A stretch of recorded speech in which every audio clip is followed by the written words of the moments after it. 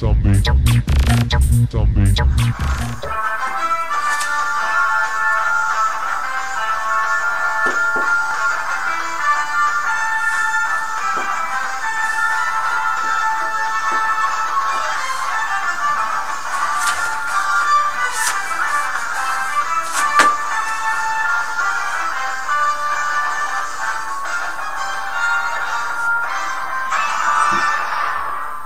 Welcome everyone to another edition of Fish Report Live. My name is Craig Fissinger. And I'm Ken Francis. We're coming to you live again from the Fish Report studio here in Russia, Ohio. It's a Thursday night, January 5th, 2012. Our first edition of the new year, Ken. And we've got a lot to talk about tonight. Girls and boys basketball both. And we're at the halfway point of the girls basketball right now. Next week we'll be at the halfway point of boys basketball. And man, it sure seems like it's going fast. It's going fast, Craig. And I hope all of our listeners out there had a happy and safe, enjoyable holiday season. All right, we're going to talk about hoops in just a second here. Before we do, I want to let the viewers out there know that tonight's episode is being brought to you by the Casa Bendición, which if you look at that box above Ken's head there on your computer screen, that is our sponsor for tonight. They have a very nice condo down in on an island in Isla Mujeres, Mexico. And Ken, you've actually been there before, haven't you? I've been there, Craig, and it's a great place to bring your family. It's a great place just to bring your significant other or whatever you like to do for a little getaway for 4 or 5 days. It's absolutely beautiful, and it's a wonderful condominium with a great swimming pool right on a private beach. So if you don't have any vacation plans for 2012 yet, do yourself a favor, click on that little box there, like I said, above Ken's head, and make sure you check it out. So, all right, Ken, before we get the show started, let's get to our trivia question. Now, before we do that, though, I want to let you know I talked to, just tonight, I talked to Bodkin's girls coach, Don Mack, and Don wanted me to let you know, he said, tell Ken it's a good thing I don't log on there because I would get every one of his easy trivia questions that he asked. Well, Don, I'll tell you what, then you need to be logging on and get one of these fine Fish Report Live Sports Talk t-shirts that goes out to the winner each week, Don, and you know, we'd love to have you win, and tonight's trivia question actually is, I feel, is a pretty easy one, and you got a 1 in 7 chance of getting the answer correct. So tonight's question is this: who was the last Shelby County League school to win outright, that's outright, Shelby County League basketball titles in boys and girls in the same season?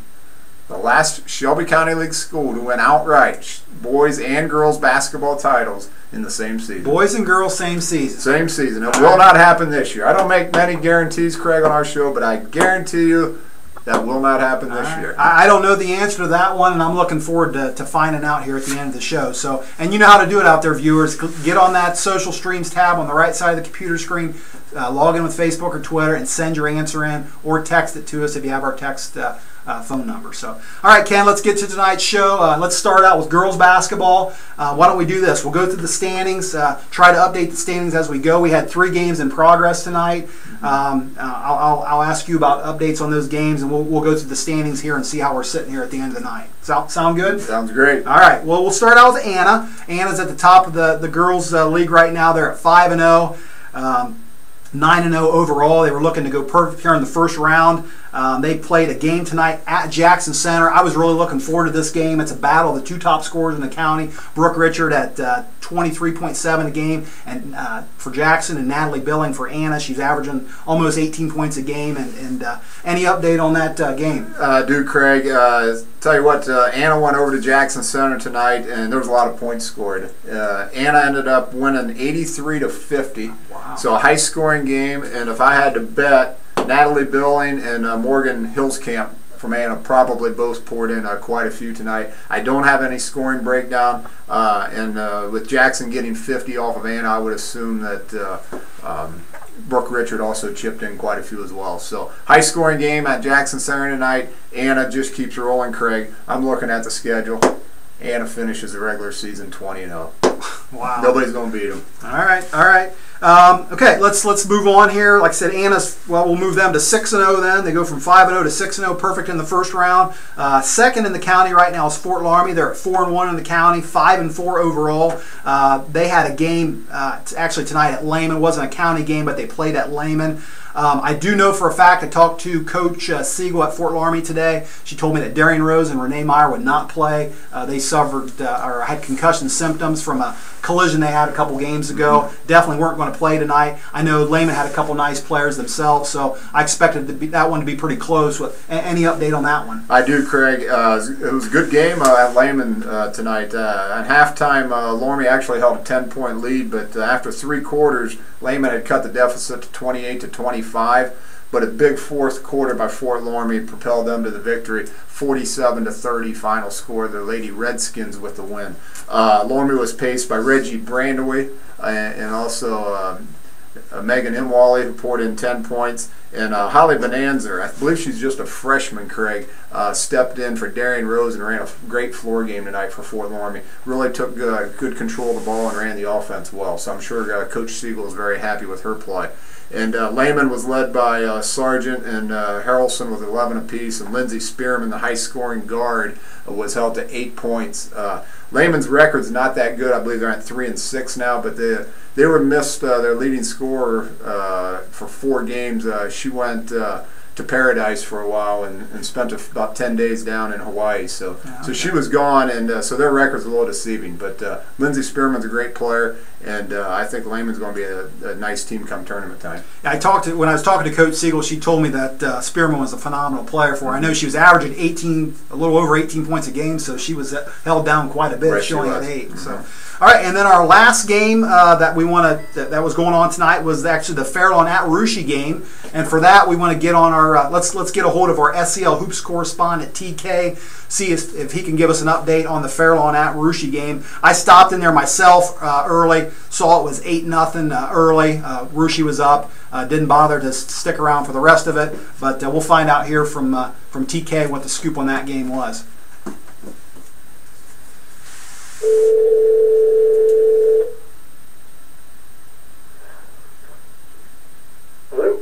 Hello, TK. You're on live with Fish Report Live. How are you tonight? Doing well. How about you guys? Good. We're doing great, TK. How'd things go at Clare C. Nouveau Gymnasium tonight? Well, it was pretty much all Raiders from the opening all the way through the final quarter. Russia came out on top, 48-16. Unfortunately, not much of a basketball game. The Fairlawn team continues to struggle to try and get a fluid offense and some chemistry between their girls, and Russia took full advantage of it tonight. Played a solid game, but could tell that they had about 10 to 12 days off over Christmas, and the Russia squad still had some flaws of their own as well tonight. Mm-hmm. Now, TK, I got a question for you. I find it hard to believe that Russia wasn't looking forward to this Saturday's game against Houston. We kind of expected Russia to roll over Fairlawn, and I know I can just imagine that they're anxious to get that second round started. What do you think about that? You think Russia might have been looking ahead a little bit? I'm not sure if the girls were looking ahead, but from the expression of the coach, Coach King on the bench didn't seem real happy. He said, especially in the second half with some of the mistakes. I think he might have been kind of looking forward to a little bit better performance, especially going up against Houston in 2 days here. I think he wanted a little bit crisper offense and some better control of the ball. So I think in the back of his mind, once he got the score up, he was thinking about Houston and wasn't real happy with some of the performance, but. They got a day to straighten things out a little bit here, so I'm not too worried about that.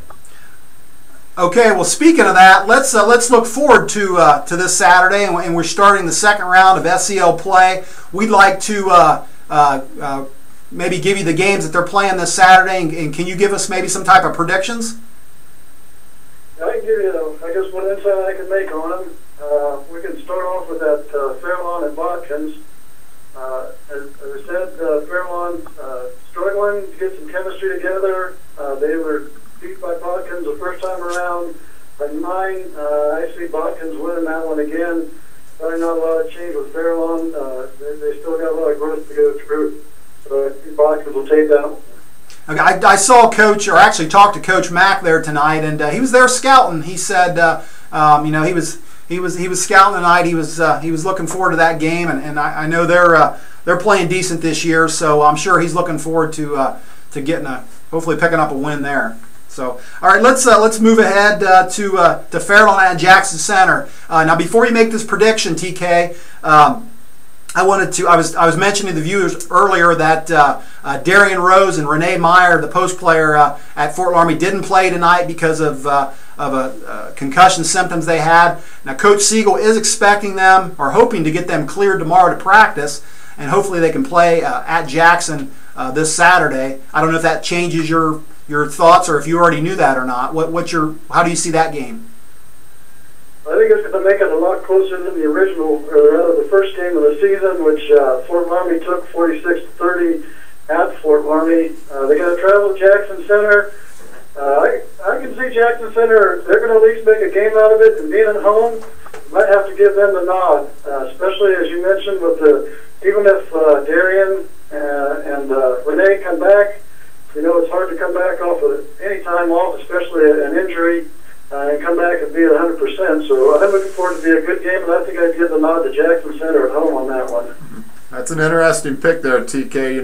Laramie will have the high-scoring Brooke Richard to contend with, so that should be an interesting battle. So, what about the third game in the day or Saturday afternoon?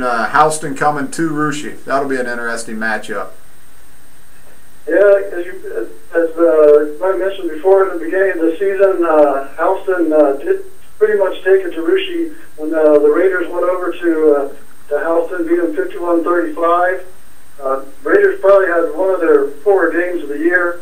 I see that being a much better game. The Raider team was playing a little bit better than they were that first meeting, and it's at home for Russia, so it's going to be a close one, hard to call, but just to be a homer, I might have to say Russia's going to get the nod because they're at home playing this one Saturday. Well, good. I hope you're right on that one, TK. It should be a good battle. So that covers 6 of our SCL schools, and I guess the only one left is probably Anna. Anna's they've got a non-county game, I believe. Yeah. They go to Marion Local. Marion Local is 6-1, TK. I don't know if you know a whole lot about Marion Local or not, but I believe they're a pretty strong team this year. They're led by Chelsea Winter, a junior, averaging about 11 points a game, and Margaret Webker, a senior, chipping in about 10 a game. So that's going to be a tough game for Anna, I believe, going to Marion Local. Yeah, I talked to some of my sources up there on Marion Local. They did come off of a win against Wapak, who hasn't been as strong lately as they've been a few years ago, but that win put them in J.J. Huddle's top 10 Division IV schools in the state. However, with the way Anna rolled tonight, they're J.J. Huddle's #1 Division III school, and I can't see Marion Local stopping them. Marion Local, their one loss was to Bath by about 10 points, and I think Anna's probably every bit as good as Bath, so it'll be quite a battle if Marion Local does pull it out, but I see Anna winning that one. Okay. All right. Well, thanks for that insight, TK. We got to go. We appreciate it as always, and we look forward to talking to you soon, okay?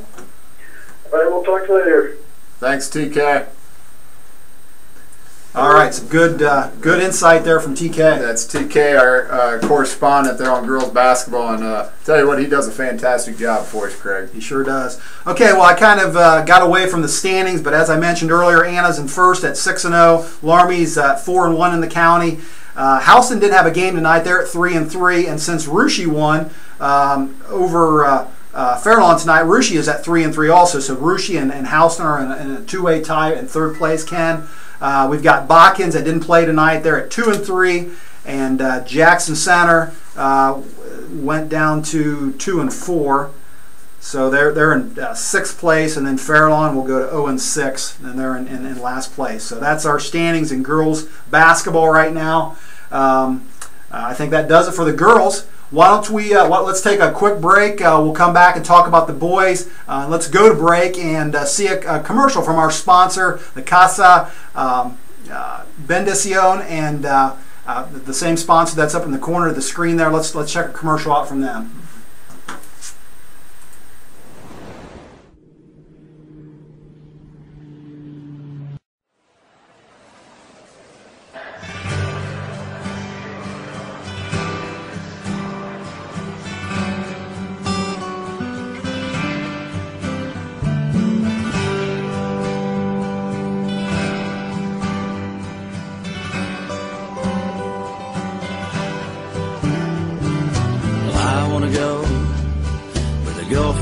winds blow, there's no one to know our sea to Isla Mujeres.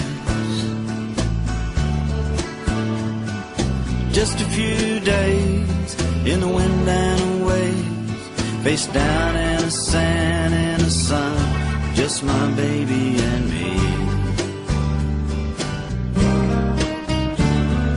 And I wanna see shoreline palms wave at me, balmy de Cree, bienvenidos a Isla Mujeres. Yo soy un hombre que canta los estrellas. They say you can never forget, you don't wanna go home. Si es verdad, it's so simple, it's true. I'm spending my days with the skates and rays, my nights I spend making love with you. Lobsters and clams, well, I lied about the clams, but you don't give a damn for the city, not London or Paris. When you're on Isla Mujeres, you can be who you are, neath the sun and the stars of this tropical heaven.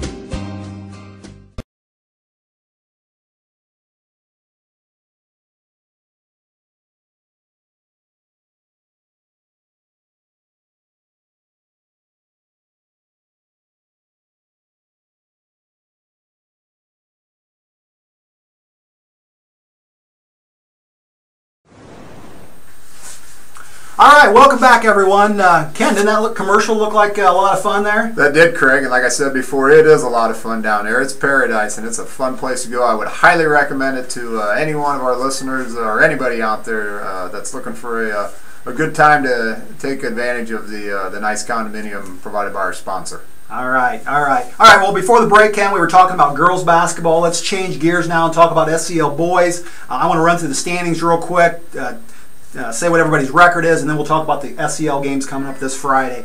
Right now in first place, we got Jackson Center at 5-0. They're going to be going for a perfect first round county mark this Friday. We've got Russia in second at 4-1. In third place, there's a two-way tie between Botkins and Anna. They're both at 2-2. And in fifth place, we have Fairlawn at 1-3, and then tied. And last right now we have Houston and Laramie at 1-4. So let's talk about the games coming up this weekend. Let's start out with Anna at Jackson Center. Any thoughts on that game, Ken? Yeah, you know, Jackson Center's been playing really well. Anna's had a couple tough losses this year where they've actually played fairly well, Craig, but lost the game pretty much in the fourth quarter. You know, Jackson Center's just got a lot of weapons. They're going to be really tough to defend on the perimeter. Alex Meyer can really get inside, and Andy Hoyne can also really get inside. He does a lot of penetrating. He can dish the ball off, and you know, Trey Alker can hit him from the outside. So Anna will counter, though. You know, Jay Myers, a super basketball player for Anna, and Nick Ryer as well. He's averaging 13 a game, and Jay Myers averaging 16 a game. So I look for Anna to keep this one close for 2.5, 3 quarters. But look for Jackson Center to pull away and get a fairly comfortable win. Okay. Well, I think it'll be a little closer than that. You know,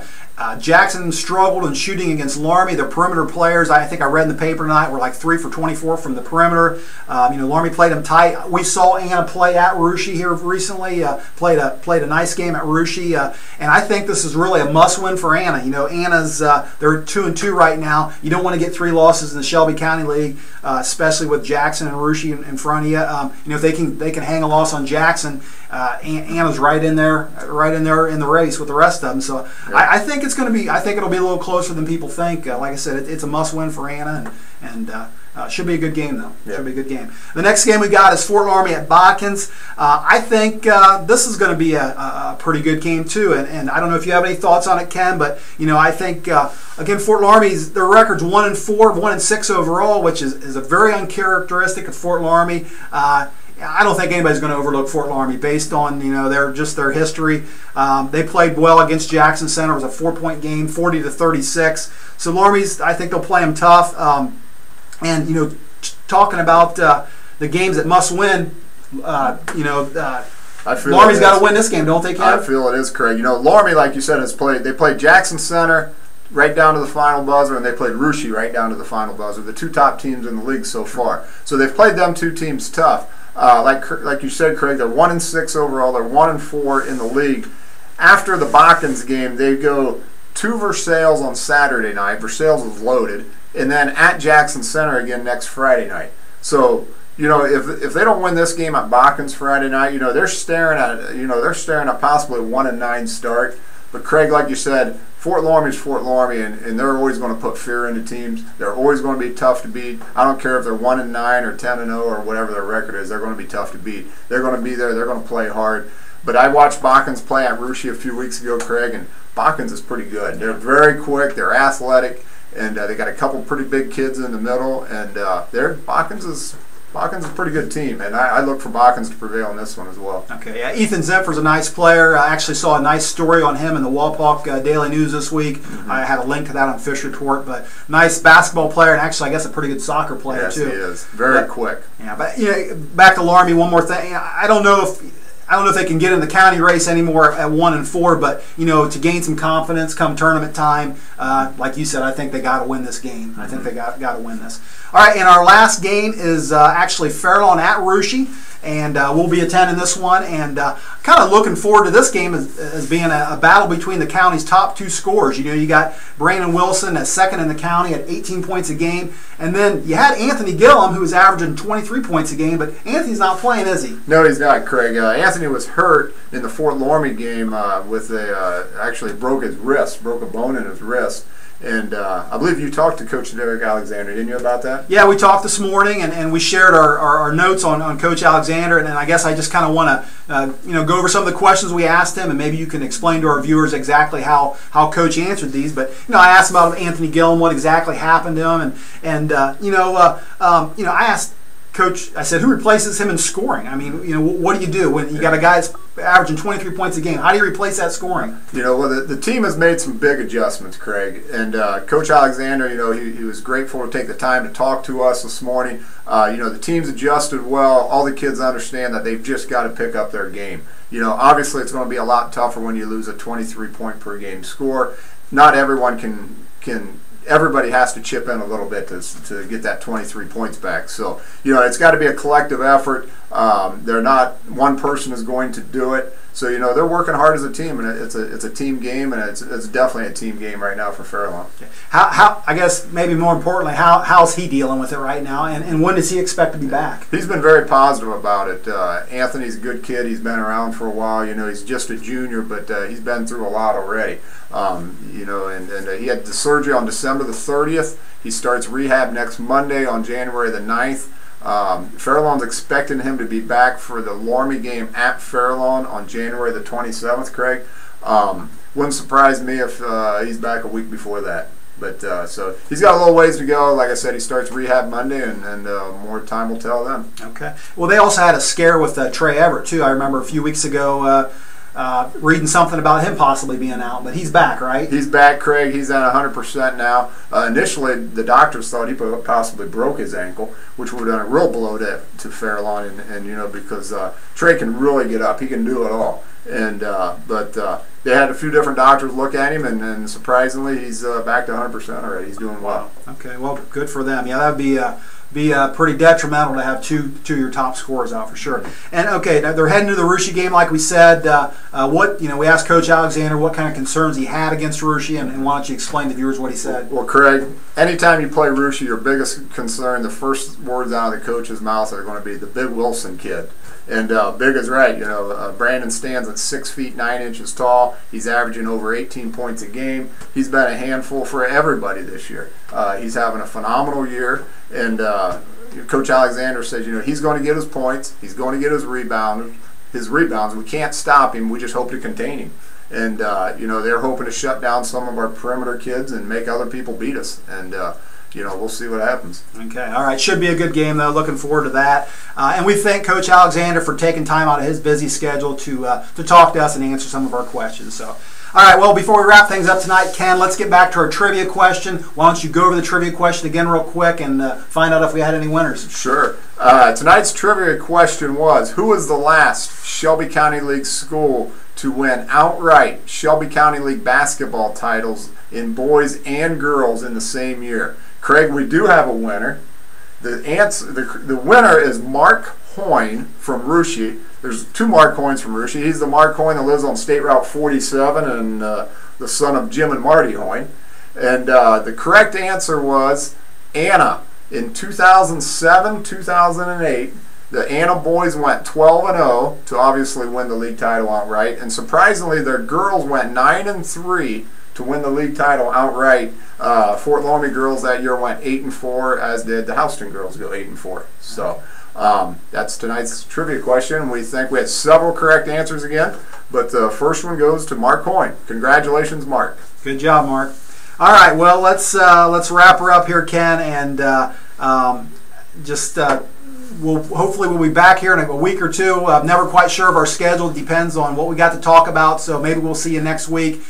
Keep your eye on the Fish Report website and Twitter. We'll let you know when we have our next show coming up. If you want to contact us, you can send us an email to contactus@fishreportonline.com. So everyone, thanks for tuning in tonight, and thanks to our sponsor, the Casa Bendición. And for Ken Francis, I'm Craig Fissinger saying good night, everyone.